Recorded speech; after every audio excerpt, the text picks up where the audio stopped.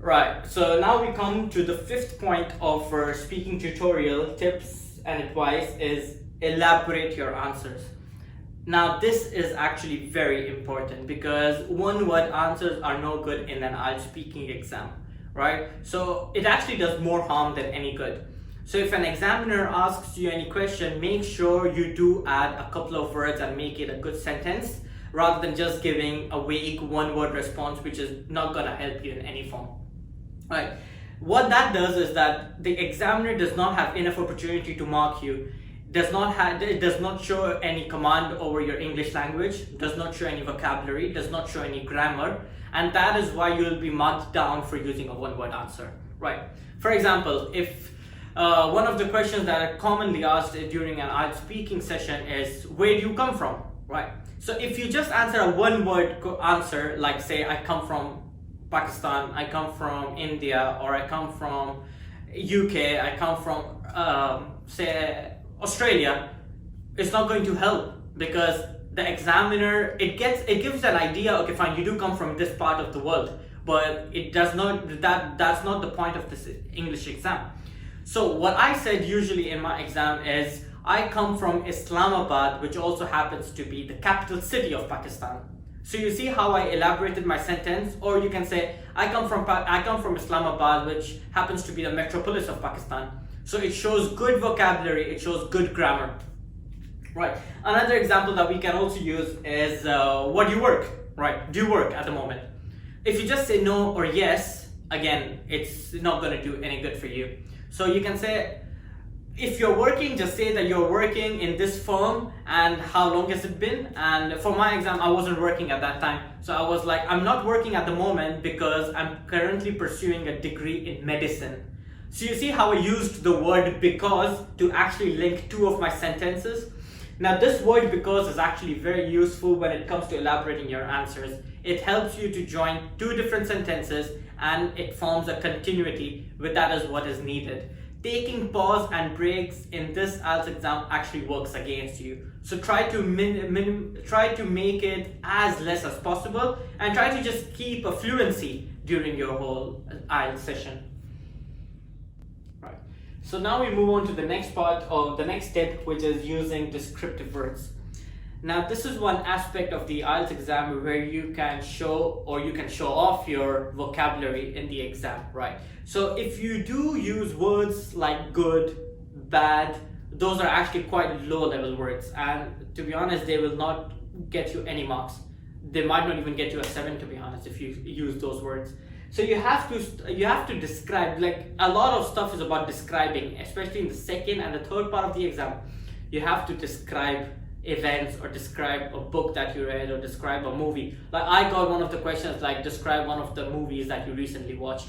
So how I went about it, if I just say the movie was really good because this, I've already lost my marks. By using the word good, I've already lost my marks. So how I went about it is that I recently watched this movie, for whatever the movie is. I recently watched it and I found it to be quite intriguing. It was very well directed and had fantastic storyline. So you see how I just used 3 descriptive words in the same sentence.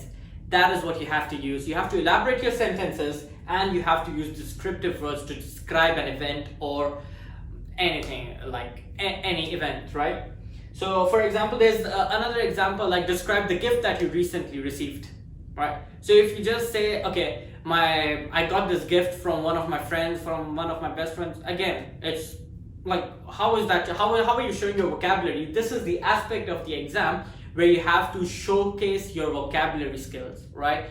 So you could say I received a present recently by one of my best friends on my birthday, and it was an absolute fantastic surprise for me because I did not really expect it and I was overwhelmed by the emotions. You see how I use so many different descriptive words in the same sentence. That is how you have to elaborate your sentences using good fancy vocabulary. Right. So we move on to our next tip, which is using idioms. Now this tip particularly helped me a lot both the times because I knew as a matter of fact many people will not be using idioms, so it always works in your favor, right? So if there are a group of 10 people giving an exam on the same day, maybe to maximum 3, or even that's a stretch. Actually, 1 or 2 people might be using idioms, and if you're one of them, that shows and that gives you an extra bonus advantage, right? That gives you an advantage in the speaking exam compared to the other candidates. So what do I mean by idioms? Idioms is using a collective group of words, right? You're using a group of words together to form a sentence. Now, it might be different to the meaning of the word itself, but it might mean something else. For example, if I use the word IELTS exam, is after watching this tutorial, IELTS exam has become a piece of cake for me. You see what I did there? It means, piece of cake means it has become very easy for me, right? So that's how you can use idioms. You can use many idioms. If you're describing something very expensive, you can say, it cost me an arm and leg to get that. If you're very happy, I'm over the moon at the moment. It happens once in blue moon if it's something surprising or suddenly something happens. See, there are quite a lot of idioms that you can go through. And if you would like to have a list or most common idioms that can be commonly used in the IELTS exam, please drop a comment below, or you can just get in touch with us and I'll be able to give you a good list of idioms that you can commonly use especially in the first 4 or 5 minutes of the exam when it's describing yourself. And that sets a really good tone for the rest of the exam. Idioms are very important. Please do keep in mind, please do add that in your speaking session. Right, so that brings us to the final 2 tips in an IELTS speaking session, is that you have to speak clearly and keep a steady pace. Now, please do not pause or take unwanted pauses during your speaking session. Like if you just pause for a second and if you go like okay, that's wrong, that's bad for you, that's actually bad for you, and it actually gets marked against you, because fluency carries 25% of the whole speaking exam. In that case, if you just try to find the perfect words to talk about, you can use some filler sentences. You can say like, okay, could you please repeat that again? That buys you extra 2 seconds for you to think and comprehend and act accordingly, right? Or you can just say, okay, what I really mean is that, that is how you can elaborate your sentences, and it gives you an extra 2 seconds to actually bring your statement forward. Speak clearly. That is also very important during an exam, because please do not try to fake any accent. Do not try to implement any new words which you are not comfortable with.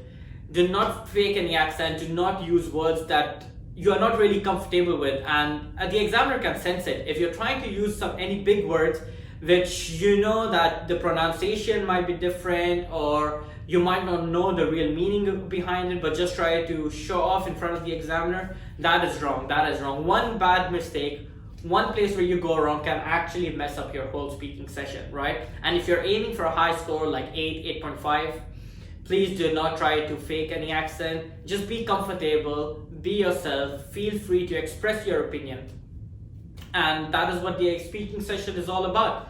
One important thing to remember during the whole speaking exam is you do not get marked for your opinion. So whatever your opinion is during the second and third part of the exam, if it's about do you agree or do you disagree, and why do you agree or why do you disagree, just feel free to express any opinion. That no opinion is right or wrong in this exam. All they want to know is how confident you are in using English language, how easily you can use it without putting in much efforts. And as I said, 25% is for the vocabulary, 25% is for the grammar, 25% is for the fluency in this exam. So as long as you're not taking any pauses, keeping a nice good tone, you should be good to go. And yeah, that's it for our speaking session. And I'll be covering in what are the common mistakes that we usually do during a speaking exam and how to avoid them in my next session. Thank you.